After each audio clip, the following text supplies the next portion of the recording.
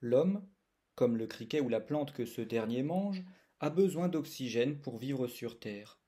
Ces deux dernières créatures font l'exploit de vivre sur Terre, qui fait quant à elles l'exploit d'exister.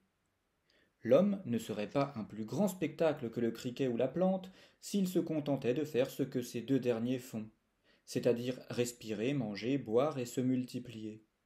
Si l'homme est un plus grand spectacle que le criquet et la plante, c'est parce qu'en plus de respirer, de manger et de se multiplier, il est fasciné et déconcerté de ce savoir exister. Il pense. C'est cette dernière action qui le rend différent des autres et qui justifie que l'on puisse se poser la question de savoir s'il ne serait pas le plus grand spectacle depuis le Big Bang, et celle scandaleuse de savoir s'il ne serait pas un plus grand spectacle que l'univers tout entier.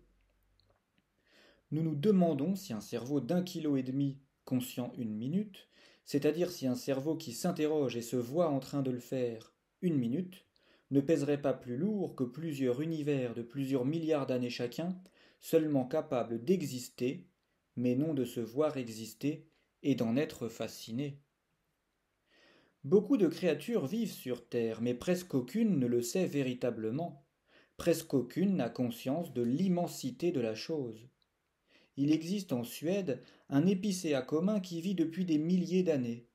Il est sur cette terre depuis presque 10 000 ans, sans en avoir davantage conscience que les cailloux qui sont à ses pieds depuis des milliers d'années eux aussi, et sans en être plus fasciné que ces derniers.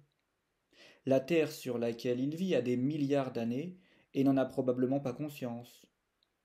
L'univers tient du miracle, mais n'a pas la capacité de se trouver miraculeux. Il est quelque chose de grandiose, d'incompréhensible, de déconcertant, mais seulement pour celui qui dispose du matériel pour le trouver ainsi. Peut-être est-il moins extraordinaire que des créatures qui vivent en lui et grâce à lui, mais qui pensent, c'est-à-dire des créatures capables de le trouver extraordinaire et de s'émouvoir en le contemplant.